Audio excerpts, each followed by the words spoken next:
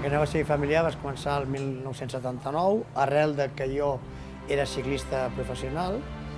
Es va acabar la temporada, no em van renovar, o sigui, em vaig quedar sense equip, i llavors tenia que buscar-me la vida.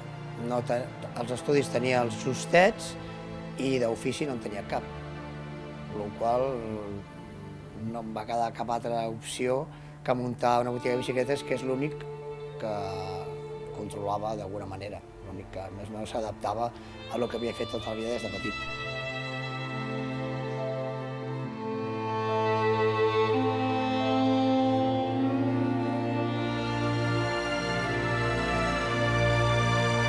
Bueno, el quedar-me sense equip i sense ofici està clar que l'hambre agudiza l'ingenio.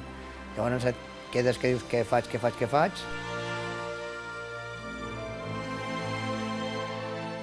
Ja tenia el més difícil, que era el local, i llavors sí que va ser aquest últim pas de vindre aquí on estem ara, filmant això.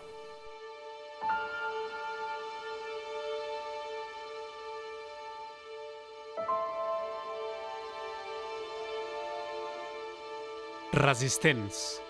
Galvesport. Eddy Merckx va inaugurar aquesta botiga. Com? Estem parlant d'Eddy Merckx? El veritable Eddy Merckx? O sigui, Eddy Merckx va inaugurar Galvesport. Vale?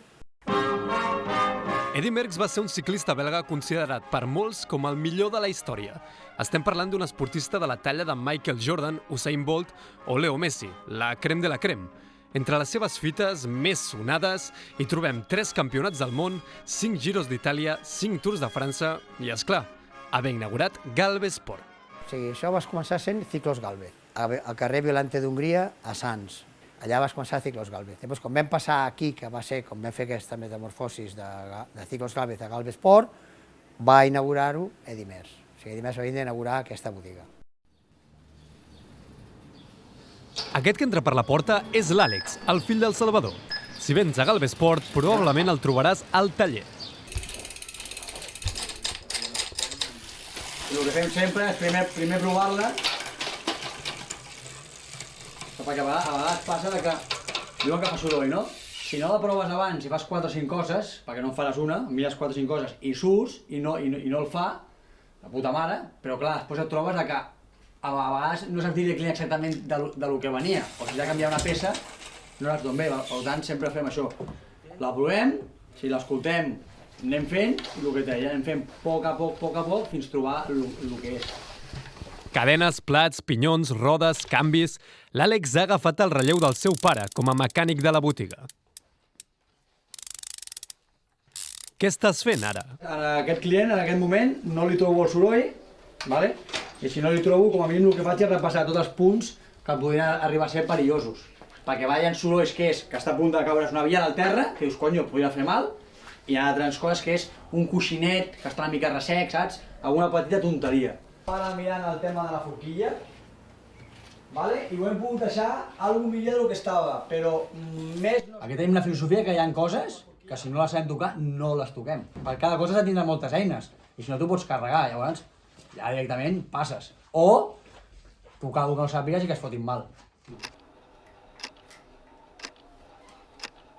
Cada vegada s'acosten més les dues, i això a Galvesport és sinònim de sortida en bicicleta.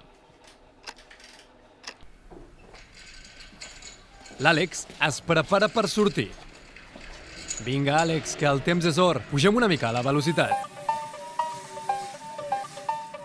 Una mica més. No surt. Aprofitem per xafardejar una mica el taller.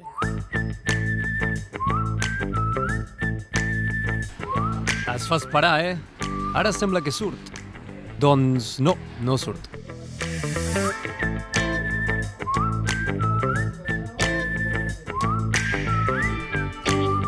Ara sí, som-hi!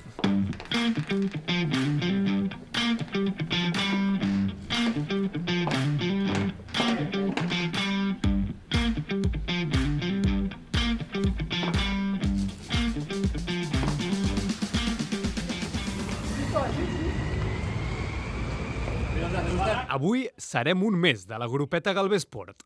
La idea és anar al Garraf i tornar. A veure fins on aguantem.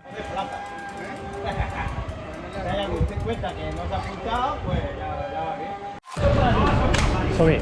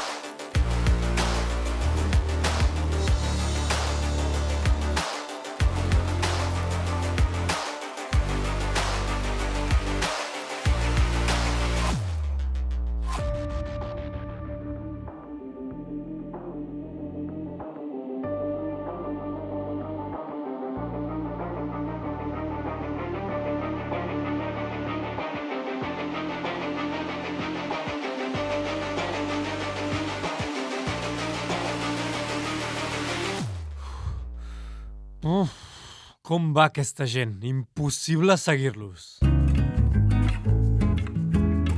Millor giro cua i entreno una estona pel meu compte.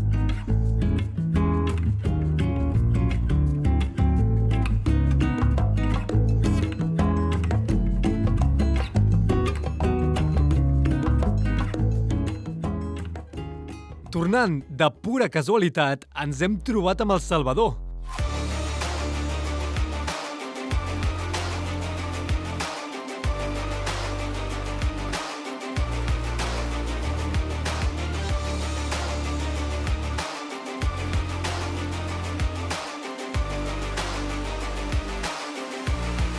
Ve del Garraf com si res.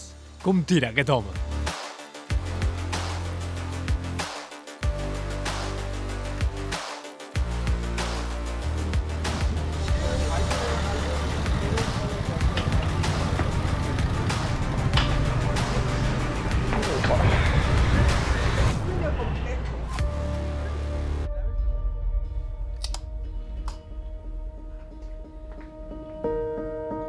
Treballar en família, com en tota aquesta vida, té la seva part positiva i la seva part negativa. La part positiva és que tens una tranquil·litat a tots els nivells, la part negativa és que hi ha un excés de confiança perquè a vegades diguis coses que no diries a un treballador.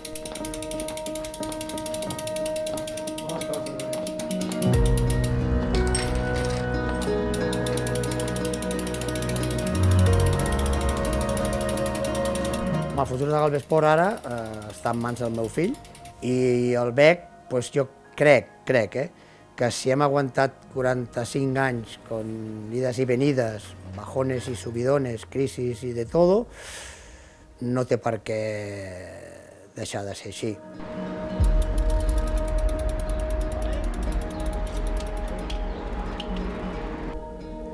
Que el meu fill, que és el que porta el negoci, no portarà un Ferrari?